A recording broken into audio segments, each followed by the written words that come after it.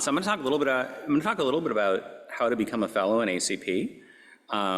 Feel free to take a break if that's not what you're into. But I'll go through this stuff, and then what I will actually do is flip my own screen over to the Zoom Q&A so that I can answer questions. So what we're going to talk about is what is fellowship, and then very weird talking to a completely empty room. Why you would apply, how you can apply, what the process is, what barriers are that people run into, and then the timeline, and then I will see how I do with answering questions. So in terms of what fellowship is, it's basically an additional credential. So this is why we put these letters after our name. It signifies that your colleagues and peers have reviewed your CV and what you've done and recognize that you are contributing something above and beyond the minimal requirements of being a doctor and being in internal medicine. So an ongoing dedication to the profession, service to our patients, service to our communities. Why do it? I just think because it's fun.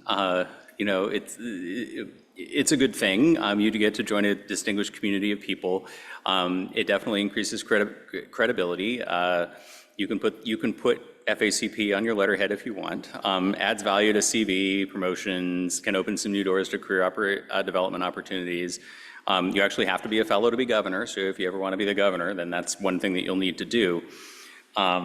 And then for other ACP national leadership positions, it is either required or strongly encouraged that you are a fellow in the college. So I think it's a great gateway to further engagement. There are roughly 31,000 fellows, which is about 15% of our total membership are fellows. And what we ask them to do and what they're doing is they uphold really high clinical standards, they uphold really high ethical standards. They are working actively on health equity.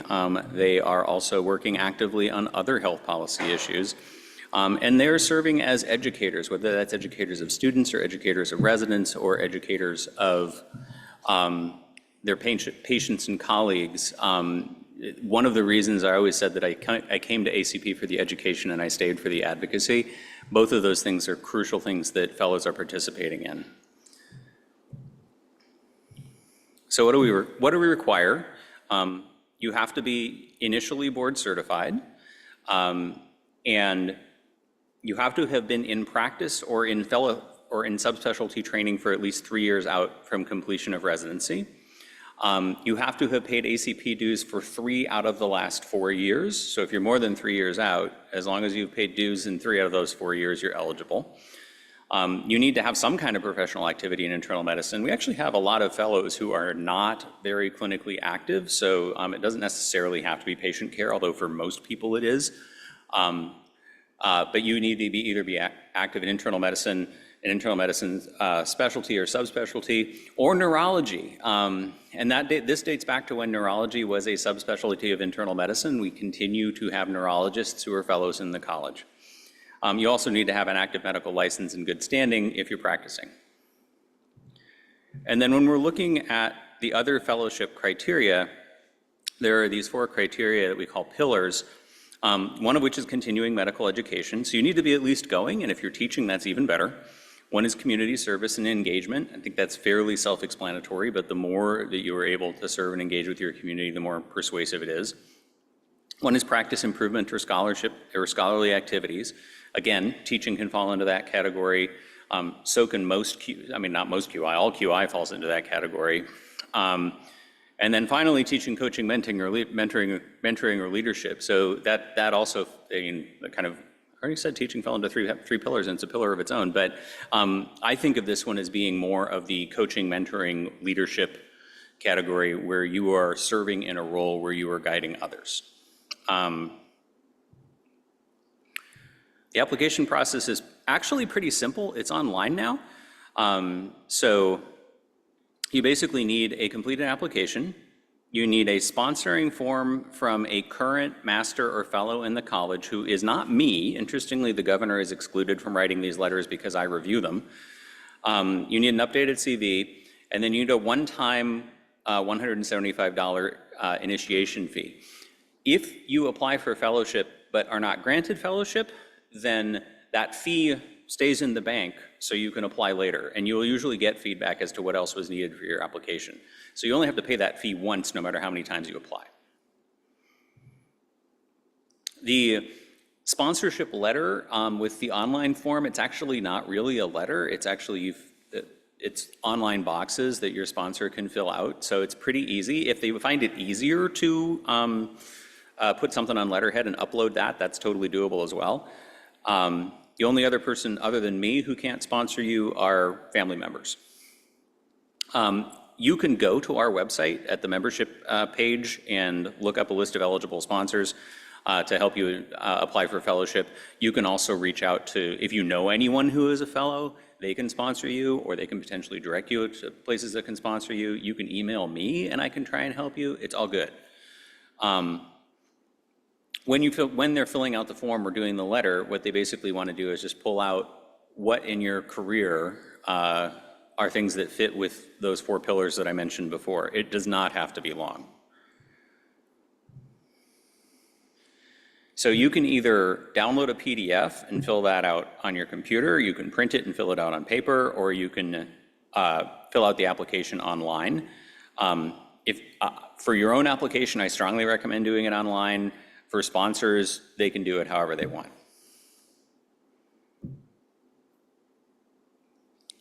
This is a sample CV. I don't even know how many of you are looking at the screen, let alone want to scan this QR code, but I'll leave it up for a second.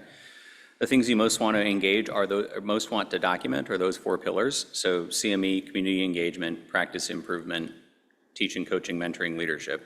And you don't have to have all 4. You just have to have something in some of them. And then, like I said, you can either apply online or you can apply on paper. I strongly recommend online. It's just less burdensome for you, and it's just easier. And then there are 5 times. So what happens with these is the fellowship applications go to me and I review them first, and then they go on to the ACP credentialing committee and they review them. That committee meets 5 times a year. It takes about 2 months to go through committee, or actually, I'm sorry, it's not, the credentials committee meets twice a year. It takes about 2 months for them to review the initial application, and then if it does not need to go to credentials committee, then you hear back, yes, great. And then if it does, then those meetings take place in May and November. So depending on the process, it can take anywhere from 2 to 6 months, basically, to get this done. Barriers that we see, other than just a activation energy thing, I honestly think the biggest barrier for most people is just, why should I bother? And I hope I've touched on that. But really, I feel strongly that we at the college want to recognize you, and we want to recognize good work. And we can't do that if we don't know that you're out there. So that's how we find out. Please apply. If you know someone who you think should apply, nudge them. We can also, if you're one of the people who just can't find someone to sponsor you, we can definitely help with that. Just reach out. And then same if there is an international member on Zoom, I don't think so, but they can also contact ACP National. If you are not board certified, that is a barrier, and obviously the way to overcome that barrier is to get board certified.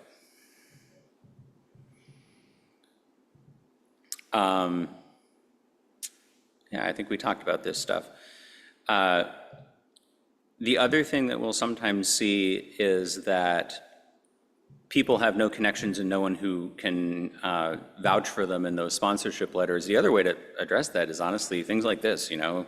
It feels ironic saying this to an entirely Zoom audience at this point, but come to the meeting because this is where we meet people. This is how we make these kind of connections. And then if you apply too early, just reapply later. That one's easy. And then whatever other opportunities you have to engage with any of those activities, teaching, QI, community service, CME, do that stuff. Like I said, if you are unsuccessful, we will let you know what we thought was missing in the application so that you know what to do next.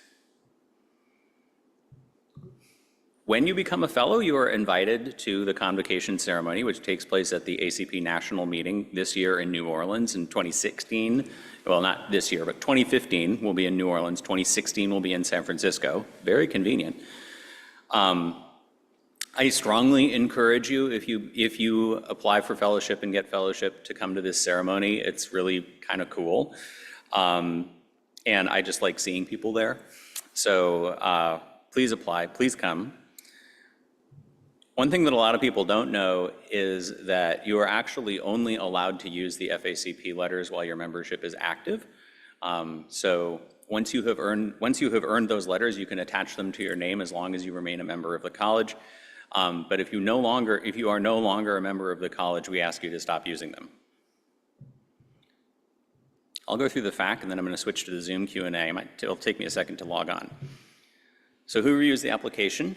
ACP staff, ACP governor, and then the credentials committee. And then if they need to discuss it, they discuss it at a meeting.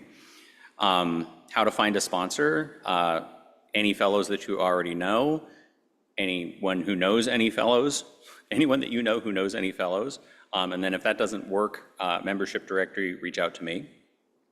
And then if you need more help, you can either look at the website, which is acponline/FACP, or just email, which is fecp@acponline.org. All right, now we're going to see about the whole Zoom questions thing. So let's see what's going on here.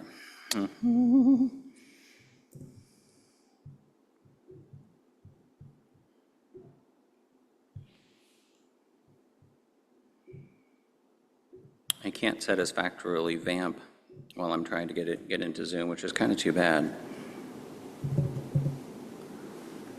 Let's go here,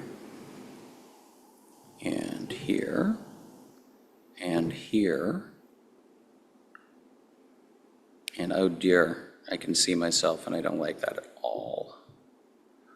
Okay, view computer audio, Q&A, nothing. That's okay. Should have recorded that, then I could just use that next year.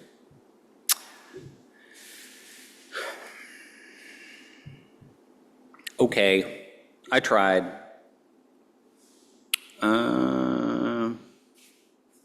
One more second. Awesome. Well, if you have questions and you're too shy to put them into Zoom, if you're actually out there, just email me and we'll do it. Thanks, y'all.